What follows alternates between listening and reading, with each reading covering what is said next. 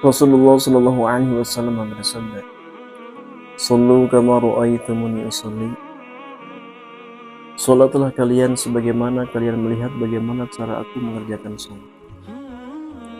Dalam hadis ini baginda Rasulullah Shallallahu Alaihi Wasallam menekankan kepada kita agar bagaimana kita melakukan salat itu sesuai dengan apa yang dicontohkan oleh baginda Rasulullah Shallallahu Alaihi Wasallam.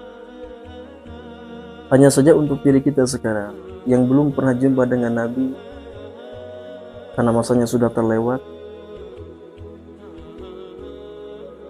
maka bagaimana kita bisa jelas melihat salatnya Rasulullah Shallallahu Alaihi Wasallam? Karena yang bisa melihat salat Nabi adalah dahulu para sahabat radhiyallahu anhum ajma'in. Maka merekalah yang melihat secara langsung bagaimana salatnya baginda Rasulullah Shallallahu Alaihi Wasallam. Maka setelah para sahabat, maka ada yang namanya tabi'in. Maka tabi'in bisa melihat langsung bagaimana cara salatnya para sahabat radhiyallahu anhum. Dan setelah tabi'in, maka ini kepada para alim ulama, para ulama akhir zaman, ulamanya umat Muhammad sallallahu alaihi wasallam. Rasulullah sallallahu alaihi wasallam sabdakan, "Al-ulama warathatul anbiya." Para ulama adalah pewarisnya para nabi. Maka merekalah para alim ulama yang mengetahui bagaimana tata cara salatnya baginda Rasulullah sallallahu alaihi wasallam.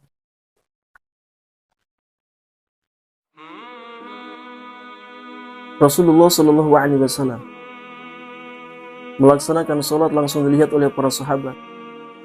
Para sahabat dilihat oleh para tabi'in, dan para tabi'in diketahui oleh para alim ulamanya Allah Subhanahu Wa Taala. Para alim ulama untuk mengetahui tentang sholat ini, sehingga berbeda versi di kalangan para alim ulama bagaimana cara sholatnya baginda Rasulullah Shallallahu Alaihi Wasallam. Kalau secara sempurna kita mau melakukan sholat seperti Nabi, maka kita ini mustahil akan sama, karena siapa kita, siapa Nabi. Level kita dengan level Nabi memang berjauhan, sangat jauh sekali.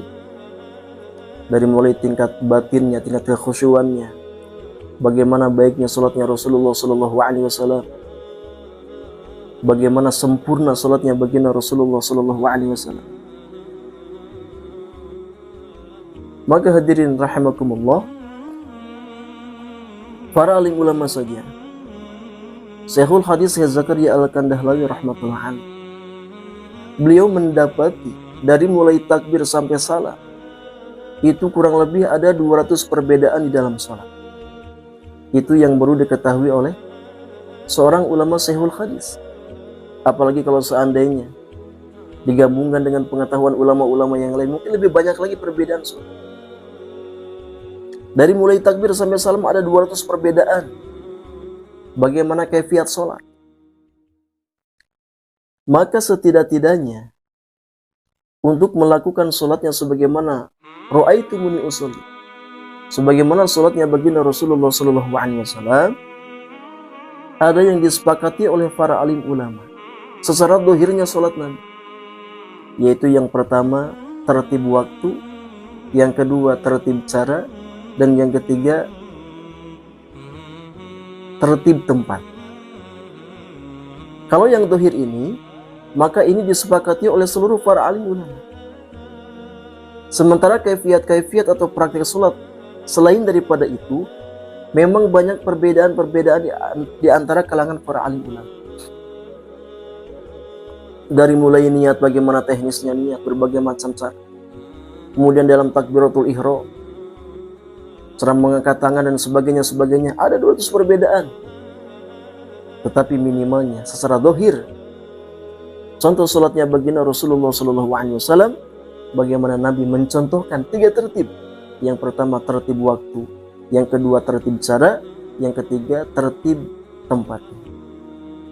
Tertib waktu, baginda Rasulullah Shallallahu Alaihi Wasallam senantiasa mencontohkan kepada kita Melaksanakan sholat fardu yang 5 waktu senantiasa di awal waktu.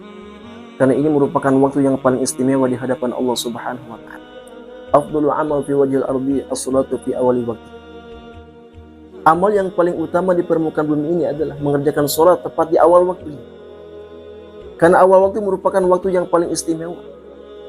Jangan sampai kita mempersembahkan amal ibadah kita kepada Allah Subhanahu wa taala di waktu-waktu yang tersisa. Di waktu-waktu yang itu pun kalau ada, Masya Allah.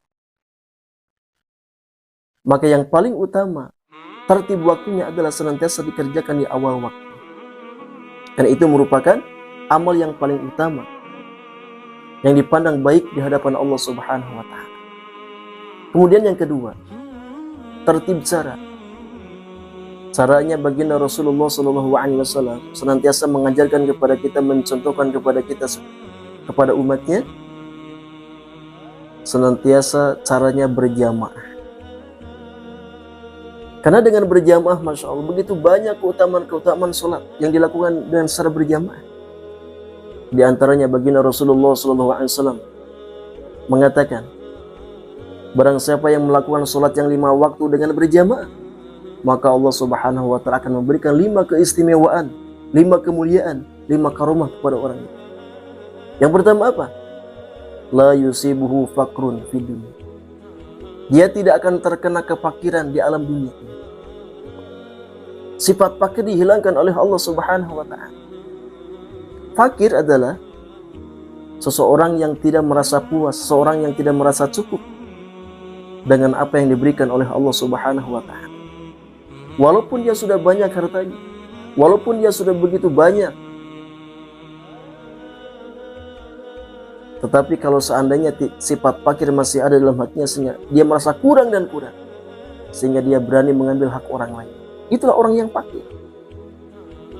Tetapi bagi orang yang senantiasa menjaga sholat yang 5 waktu dengan berjamaah, maka Allah Subhanahu wa taala akan menyelamatkan dia dari sifat kefakiran, sehingga Allah Subhanahu wa taala akan memberikan kecukupan kepada dia.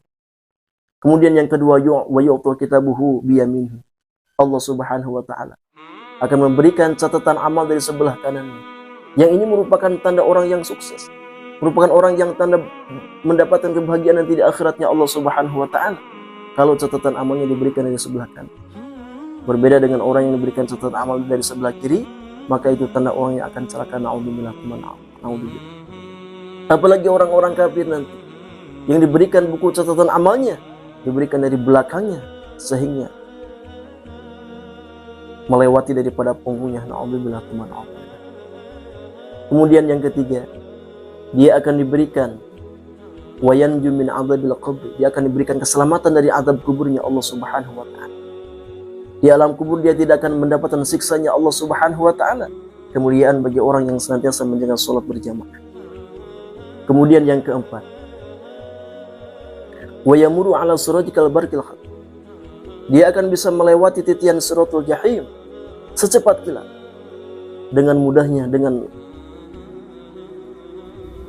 pertolongan dari Allah Subhanahu wa taala.